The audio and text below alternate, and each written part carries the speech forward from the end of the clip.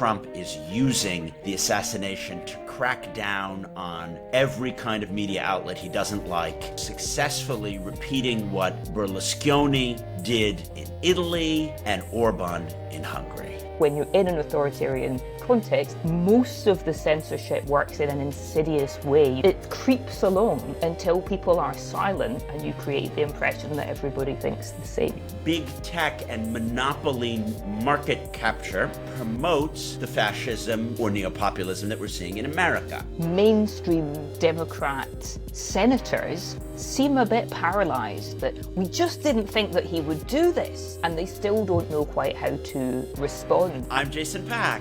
And I'm Jane Kinnenmont, and this is Disorder, a podcast where we try to find order in our mad world. This week, it's listeners' questions. But first, before we get there, we love the listeners. We know some of you love us. And for that reason, we want to make a special announcement. We want to consummate our mutual affection. We are launching a paid-for Mega Orderers Club. We love making this show and sharing it with all of you. As I've said on a few occasions, podcasts cost lots of money. We weren't breaking even at Goalhanger, and we are certainly not breaking even now. I'm the one who funds this show, and I would actually like to keep it going. I would like to write my next book. And to do that, I'm going to need your help. So please consider becoming a mega orderer. For just a few pounds or dollars a month, you can get ad-free versions of the podcast, early releases of the episode, bonus content, discounts on Jason's book, exclusive access to our events we host at Rusi, and much more. Yes, Jane, I hear we might even be hosting them at the UN organization of the UK, depending on how this whole Mega Orderers Club goes. So there's going to be multiple tiers, and even if you just want to make a symbolic payment, we're going to have the Orderer tier be just £3 or $3 a month. And that's going to be a big help for us. So as a special launch offer, we're giving you an extra 10% off the yearly membership if you sign up for a year. The link for this Mega Orderers Club is in the show notes. I'm not kidding you. These are disordered times out there. Look at us as a charity, a club, a church, a synagogue, a mosque. Please join us and make us part of your identity that you're an orderer. Anyway, on to our favorite time of the month. It's listener questions time. So, Jason, we have a question from listener Greg Close. Thank you, Greg. He says, "Hi, Jason. I hope you are well. Thought I'd pass on that I thought the last couple of episodes have been very good. Great debate with Jane and Mark Lobel was excellent." Why, thank you, Greg. As always, I could write a short essay after each episode, but I'll keep it brief with a question for the pod. How can governments help bring order to the disorder by focusing on the potholes, the everyday issues, to keep public opinion on side? The analogy I'd give is this. Yes, the local council needs to design a long-term traffic reduction policy, but they also need to keep fixing the potholes if they want the public's support. I could go on, but brevity is the new mantra of the mega orderers. Thank you, Greg. So, Jason, what do you think? Is the power in the potholes? People have become more short-termist in the last 10, 20 years, and this has to do with the news cycle. The news cycle is rapider. People read less mediated opinion, and less mediated opinion is more short-termist. Even the stock market is more short-termist than it has been previously. You've got to work on some short-term issues to demonstrate wins.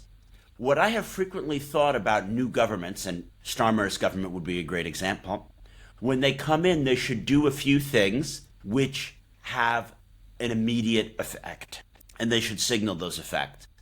I don't grasp why Starmer and Rachel Reeves and previously Angela Rayner had been so bad at this, because it's the kind of thing that a center-left Labour government should be good at. And to say, hey, we see this about the NHS things. Guess what? We announced that this week there was 40,001 more appointments than last week. They have achieved certain things very, very quickly. And then they've used those things to illustrate some of their longer-term priorities. You could say, oh, the EU student visa thing, that they achieved something with British students studying in the EU, and they made visa-free travel easier for young people. That wasn't enough. I think that pothole fixing is something that has gotten much, much worse throughout the Western world, and I've noticed it for more than 15 years as a thing which symbolically pushes people towards the conspiratorial right and left.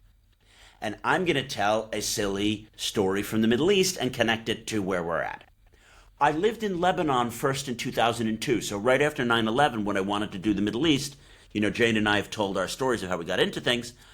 I was like, I'll move to Beirut and learn Arabic. And my folks said, this would be a nice, easy way into the Middle East.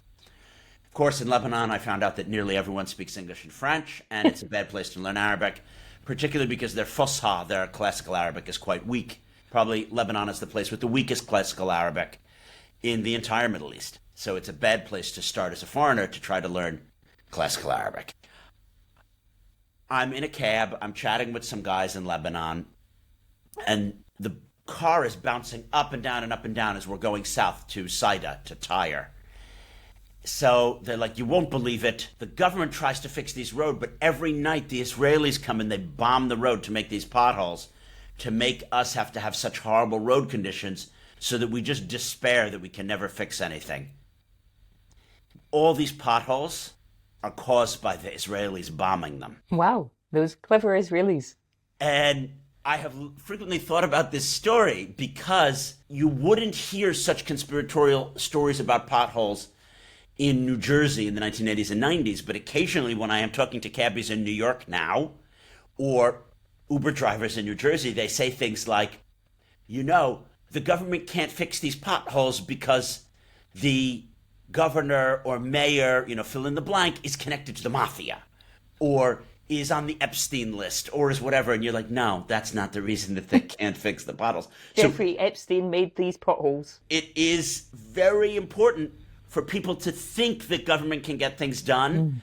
And when I was back in the States, I despair at the state of the roads. And I think that one of the aspects of broken America and the global enduring disorder is that in France, the roads are pristine and well-maintained. And the most major roads in New York and Washington and I-95 that connects them get worse and worse every year. I think this is super fascinating because I do think that trust in government begins locally. And if things are not working and there's no explanation and you feel, I'm paying some taxes, where's the money going, why doesn't stuff work, then that continues. You're not then going to think, it's terrible around here, but the government's doing an awesome job.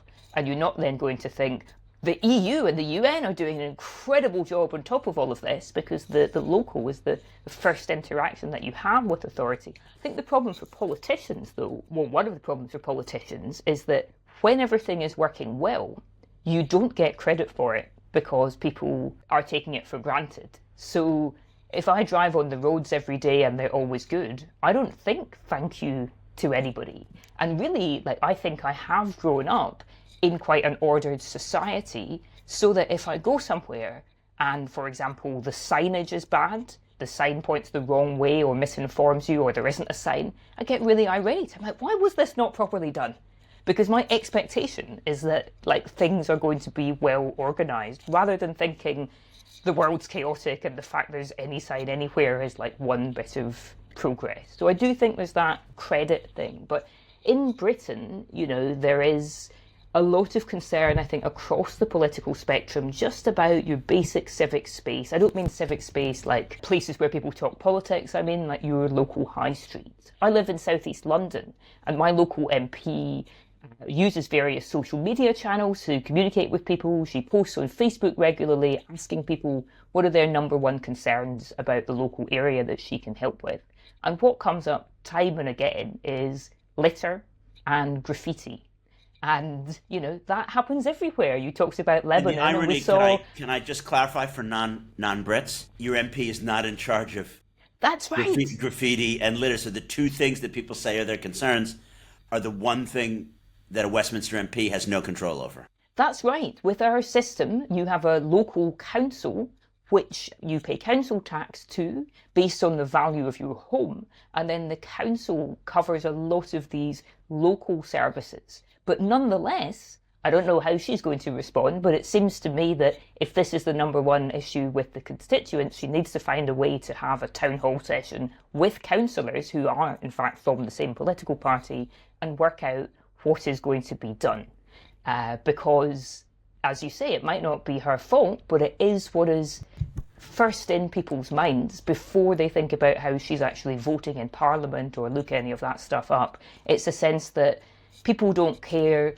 We don't feel there's enough of a community for people not to just throw their trash in each other's way. That's not a full description of where I live. There is a lot of really cool community stuff, but it gets eroded by these kinds of things in public space that both get in your way in real terms, but also make you think there's like a lack of solidarity. And I think that these are kinds of things that political parties could win over voters on, because it's not about identity politics. It's nothing to do with that. It's just about like making an effort and seeing things improve. And my big issue on local stuff is the same in Hampstead as it is in central New Jersey, and that's leaf blowing and lawn mowing. I wrote the mayor a lot in the pandemic to try to get the leaf blowing and lawn mowing to stop, because there was no time in America that stopped. In other words, even during so-called lockdown, those things were still going on. I didn't write them because I really thought it, spread COVID-19. I'm just against it because it's noise pollution and I work from home. There really aren't ordinances that cover these things. Okay, you can't do it before 7:30 a.m., but people do, and there's no penalty for it. And here it is my biggest issue.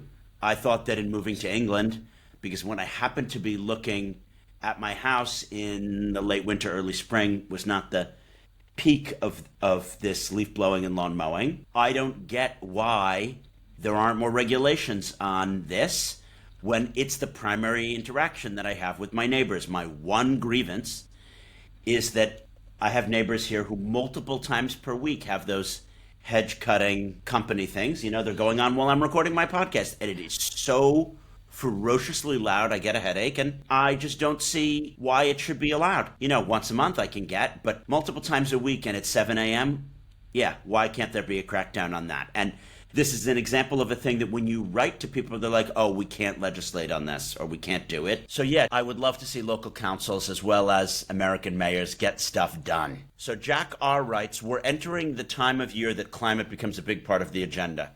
COP is fast approaching, and I was disheartened to see that the EU can't seem to agree on a common position heading into the summit. After a very hot and dry summer here in the UK, this seems like the single most important issue facing humanity.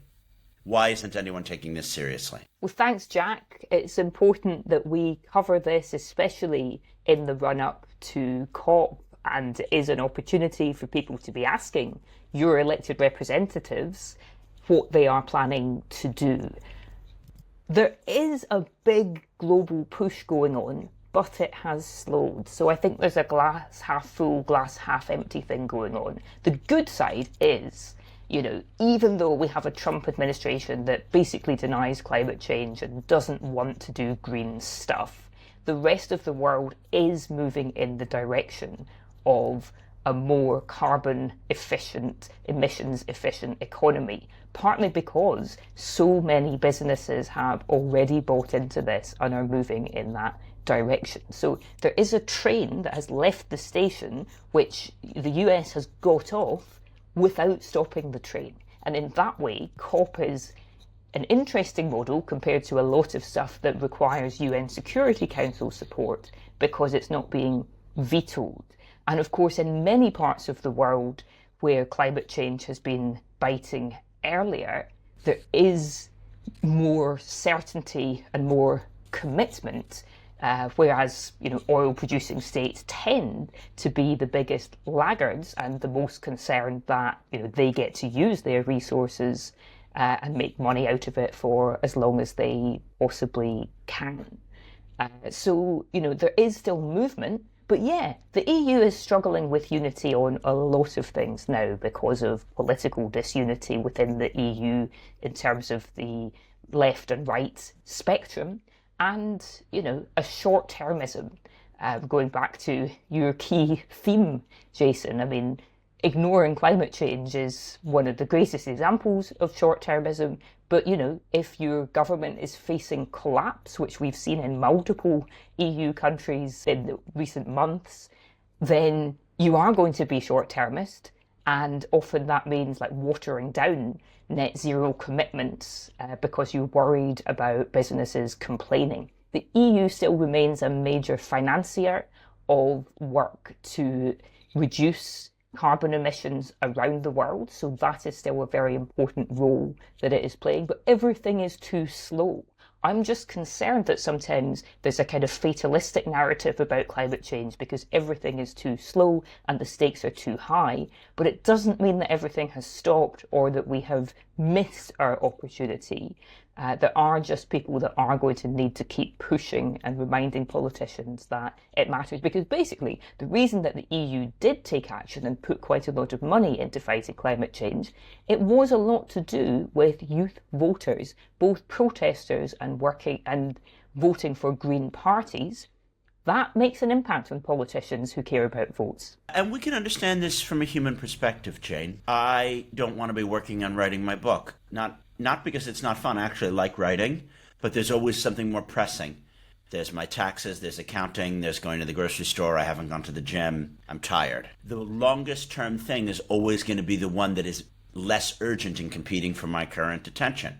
Especially if it's a bit hard. Yeah, this is the procrastination nature. I mean, all students will know this. And the more that you have immediate deadlines, the more things get done. And it's going to be very difficult in today's enduring disorder, the extent of the pressing challenges with Ukraine and Gaza and other things, to really get moving on AI regulation and climate change. So now I have a very depressing question from Nikki.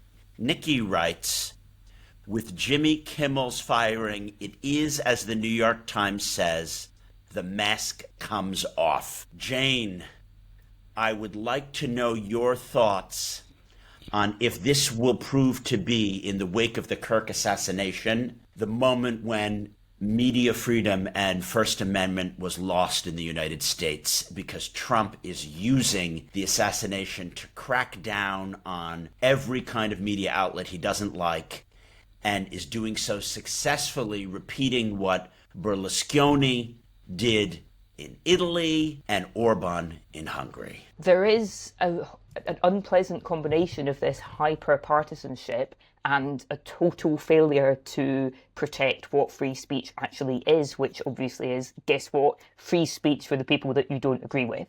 And it seems hugely ironic that one of the things that people have been praising about Charlie Kirk, obviously an incredibly controversial figure, but some of the things that, even his critics would say about him was, look, he engaged in debate, he went to campuses, he said, let's talk and prove me wrong, and freedom of speech is super important. And yet now it does seem that the anger and insecurity prompted by his death is being used for kind of pre-existing agendas of trying to silence opposition. Is that going to be a turning point permanently? Surely here, and I'd love to know your views, Jason, but surely here, this is also about other Americans pushing back, and really speaking up for what freedom of speech actually is. But that is also going to mean not giving into the kind of insidious bits of fear that, frankly, we're very familiar with from looking at authoritarian contexts in the Middle East. Because when you're in an authoritarian context, most people are not being locked up for their political ideas. Rather, most of the censorship works in an insidious way. You think, I just might not say that. My uncle might be scared for my job if I say that. My employer's not going to be impressed, or I'm hunting for a job, maybe it's better if I stay out of that. And up to a point, that's fine, right? People don't actually need to broadcast all of their views and emotions all the time, unless they have a podcast. But it creeps along until people are silent and you create the impression that everybody thinks the same. There are two very interesting points you've raised. I'd like to take them sequentially. The first is the insidious nature in which speech repression norms are internalized. I have Arab employees at my Libya analysis business, and I've had many over the years that are not current employees. I'm thinking of a woman of Arab ancestry who lived in Switzerland. I would be like, oh, let's co-author this article together, or I can credit you for helping me do this translation. Oh no, don't put my name in it. My parents still live in, pick the capital city of the country that she's from. And I'm like, no one will know. Oh no, I'd rather not. And I'm like, but it's a translation. Do you know what I mean? There's nothing, well, don't put my name. And I would say women, interestingly, internalize this more than men, just because social pressure, women tend to grasp more. And I would push back and say, it's not going to hurt you going back to country X that you're the passport holder of, that you took credit for a translation that you worked on for 2 years. But she believes that it might, you know what I mean? And Libyans, oh my God, they never want to author op-eds about their country. And in Libya, there can't really be effective censorship because there's no government, right? It's not that there are two governments, there's no government.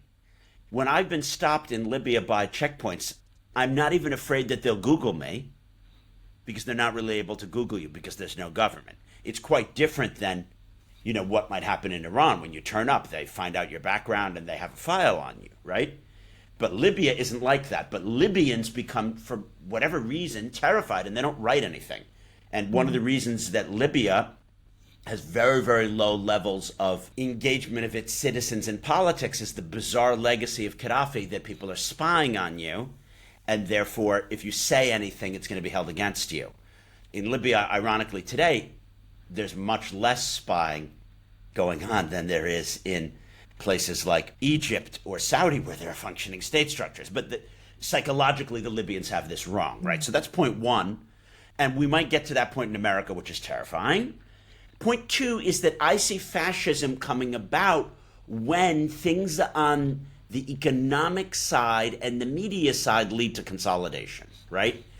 Radio allowed the rise of fascism because radio allowed a consolidation of opinion and presentation of news that the government could take over. It would have been difficult to have fascism when it was merely the print media, when there was no radio and TV. Things that were going on in chemistry and manufacturing and cars, and particularly in debt issuance, allowed a benefit of consolidating into big companies. And then those companies were happy to have a relationship with the German and Italian states. We're apparently seeing something similar in the US. Big tech and monopoly market capture is something that promotes the fascism or neo-populism that we're seeing in America. You want to consolidate a position as the unregulated champion of a thing. Well, great. You can do that, and Trump is happy if you're doing it, so long as your platform, your thing, doesn't criticize him. And then legacy media like ABC and NBC are very much under threat in the non-sports coverage from social media. Really, the only thing that the legacy networks have going on that can't be taken away is NFL. Other than NFL, they're on the verge of really going bankrupt and becoming made irrelevant. So when Trump threatens spurious lawsuits like the Stephanopoulos lawsuit, he can get away with it because those networks are like, oh my God, if we are sued or if we this and that, we're going to lose all of our viewers. And the chilling effect that you described is absolutely terrifying. I am going to ask you a question now, Jane. With Putin breaching Polish airspace now, will the West actually do anything to deter him? Can they? The episode that we saw of Russia sending drones into Polish airspace is exactly a scenario that NATO has been thinking about and planning about for quite some time.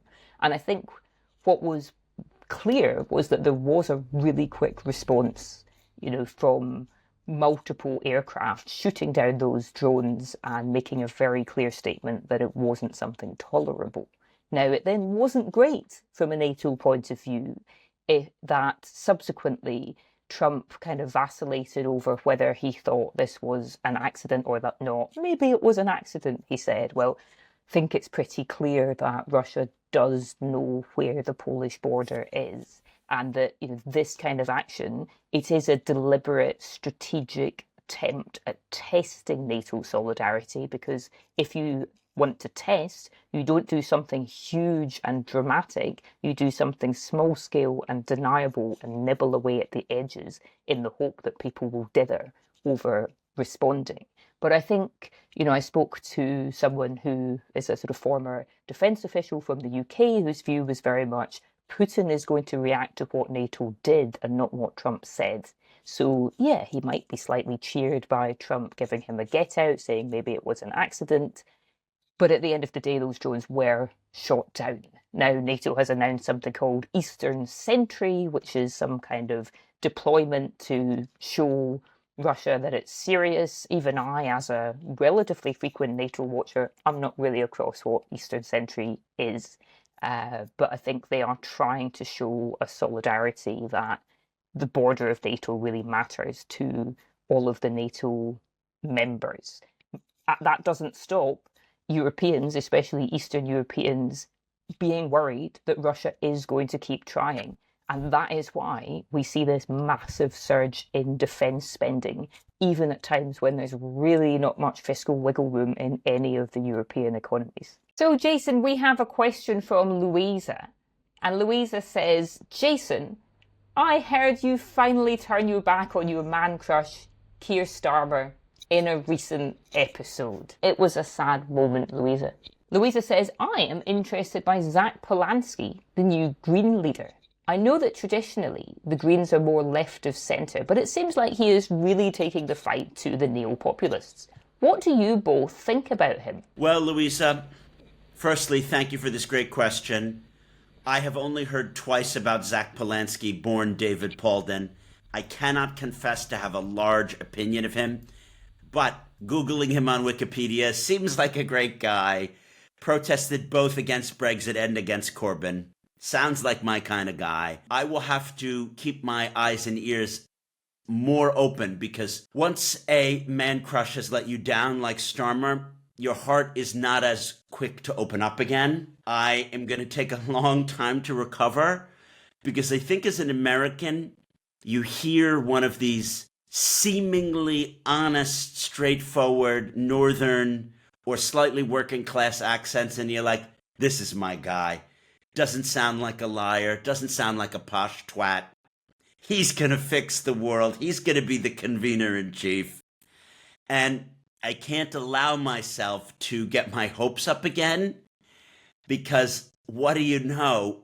These center-left politicians, they have this way of just letting you down. However, on Starmer, I want to say I understand that it's not fully your fault.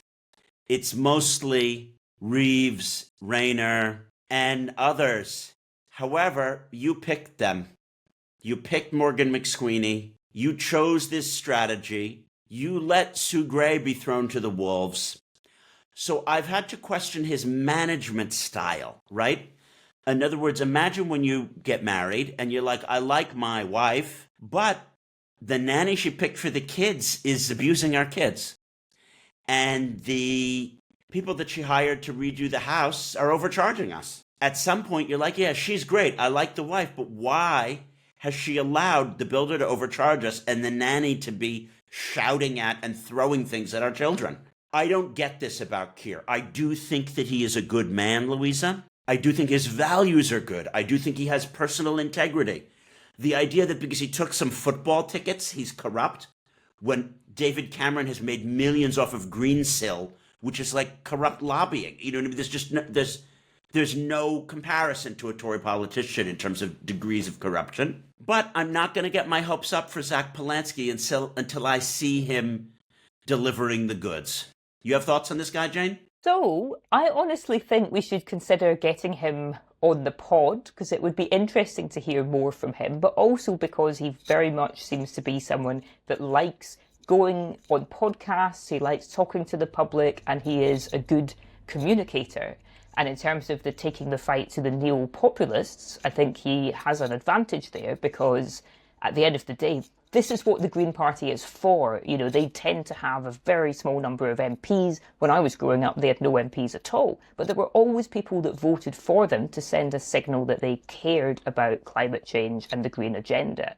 So in a way, a bit like Liberal Democrats, they don't need to worry so much about the electoral maths. They can say something that they think. And obviously people find that really refreshing because there don't seem to be many Labour politicians who are willing to confront their opponents. Very strange. They want to kind of copy and appease their opponents. And maybe that can gain them some ground in the centre, but it also alienates loads of supporters. So Zack Polanski's in an interesting position. Jane, let's do it. Let's have him on the pod. Let's invite him. Zack, if you're listening, come on the pod. He's an amazing hypnotherapist.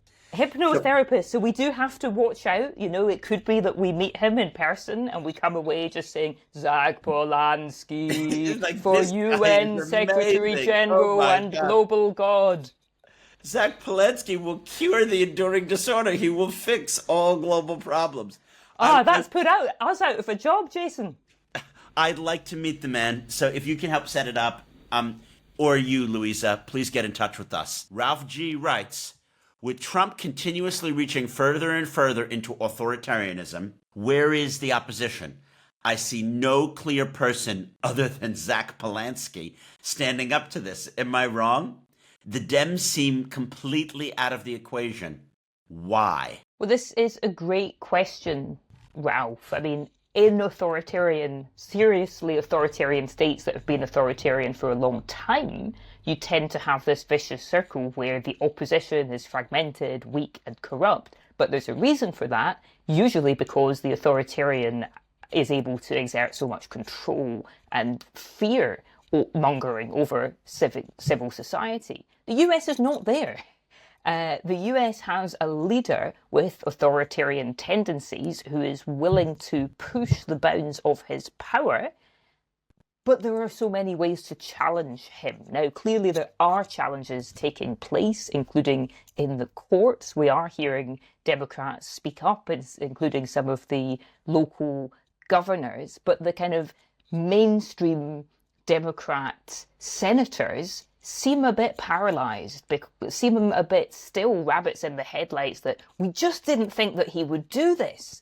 And they still don't know quite how to respond. I think, internationally, or maybe especially here in London, because people love New York, a lot of attention has been paid to Zohran Mamdani. But at the same time, a large part of that story is seeing the divide among the Dems over their future direction of travel. And, do they move with people like Mamdani or AOC or Bernie, who can animate young people and speak to big crowds with this different vision of politics?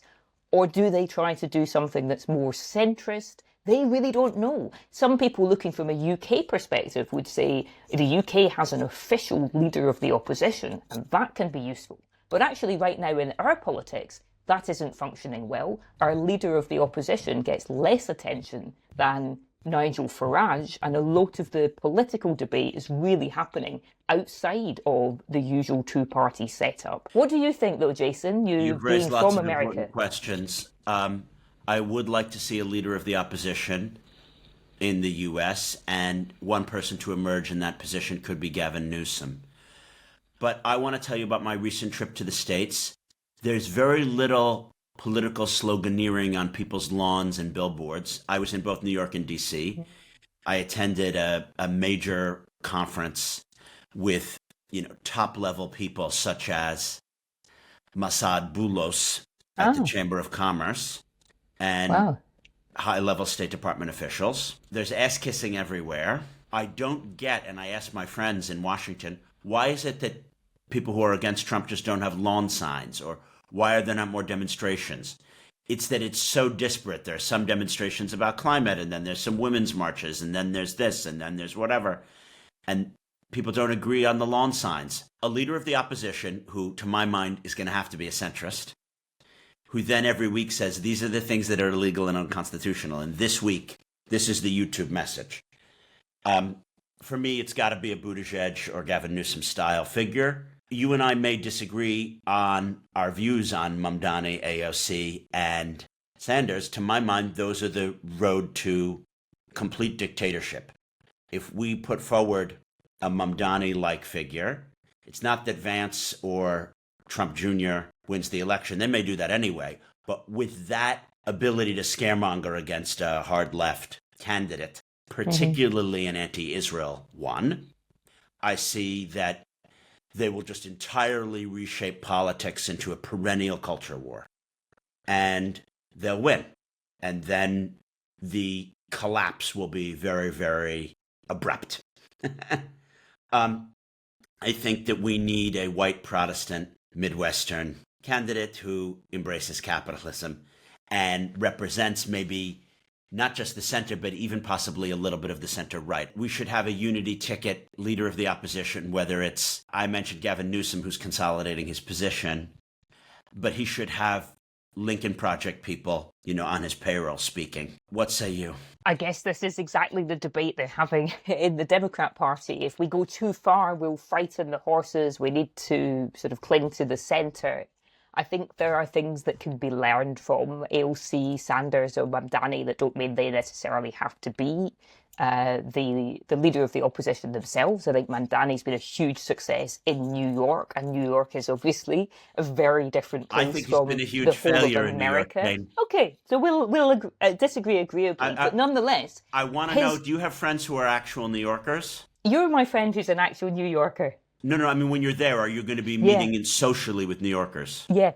People who really live there. Who actually live there. Okay, ask. I'll be fascinated to know because, again, we may hang out in different circles. Everyone I know, including family, are like, this guy is a complete moron. But my point is, I guess, a pitch to run a very diverse city is really different from a pitch to the broader American population, right? So you're going to have a different type of leader there, I think, like structurally.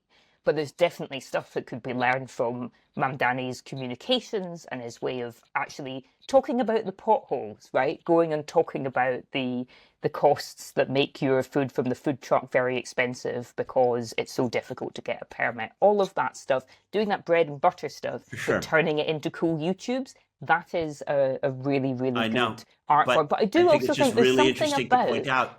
You could be in a room with 100 New Yorkers, none of whom are Republicans.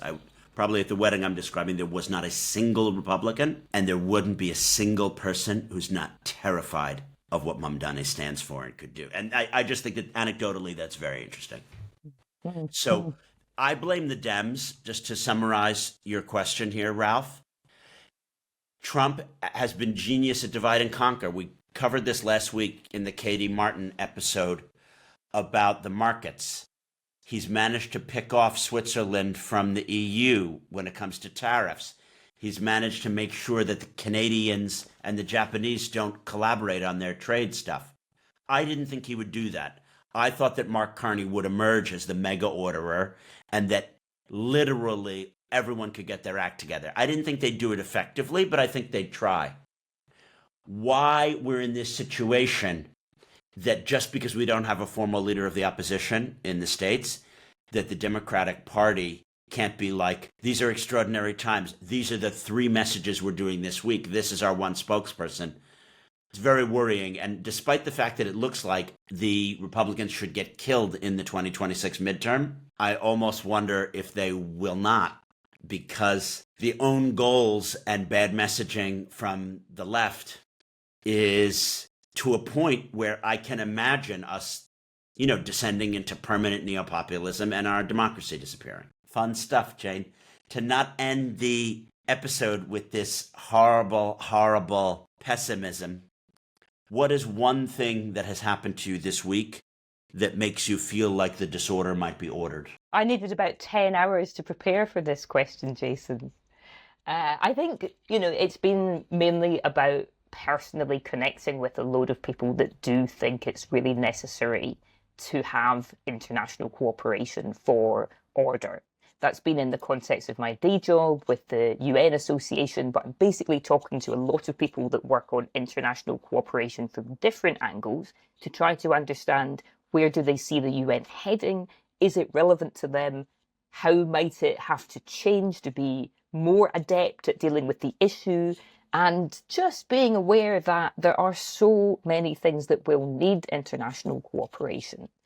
that the case for it is just so strong, and I think that there will be quite a big backlash against the current neo-populism and transactionalism and all of this, as long as we don't see the destruction of all of the democratic structures, like as you were talking about in the risks that you foresee in the US if things go very badly wrong. I don't think that Trump is a blip and that we're going to go back to another Biden-like thing. Like, things are changing.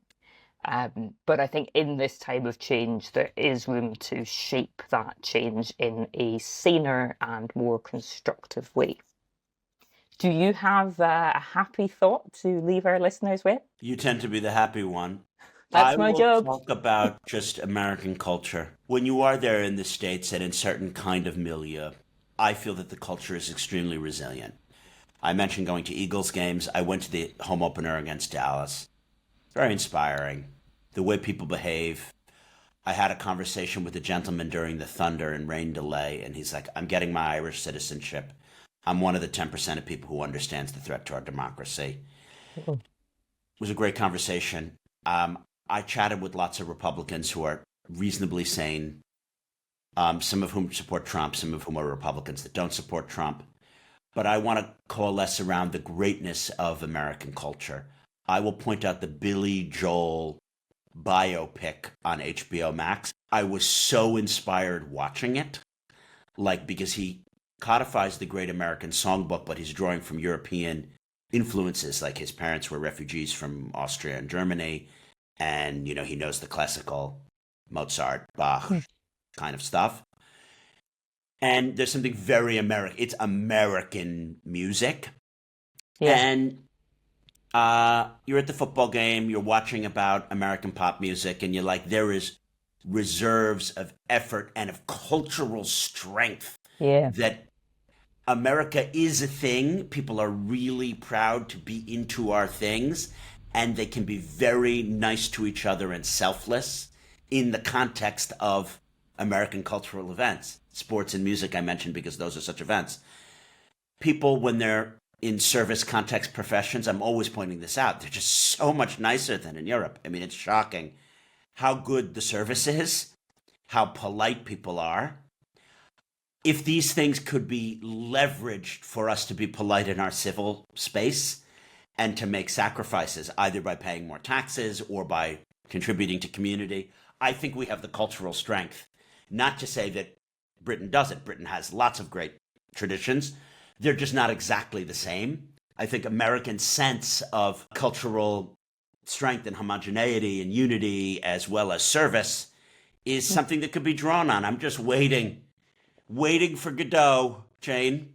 So while I wait for Godot, that has been more than enough for me this week. Well, that's it for this week, but thank you actually for those really lovely thoughts. So listeners, if you too want to help order the disorder and be part of this positive movement, here's a reminder that you can join our new Mega Orderers Club to support this podcast and the videos and the events and get early access and exclusive access to lots of good things. Check the show notes for the link. Yeah, guys, the early access is going to be really important. We frequently record the show before the Tuesday that it drops. And as the news cycle is moving more quickly, our mega orderers are going to get those episodes immediately as soon as they're edited. And I think you're really going to enjoy that.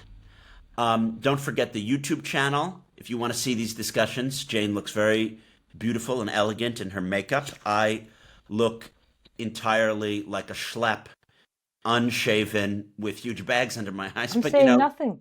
Who's watching? But you can see that if you want to see a very tired and very grumpy Jason, then check out the YouTube channel. Finally, for more on today's topics, we have a Substack too, and the link is, where is it? Yes, you guessed it. It's in the show notes. Our producer is the one, the only, the first true mega orderer, George McDonough. Disorder is a part of the Evergreen Podcast Network.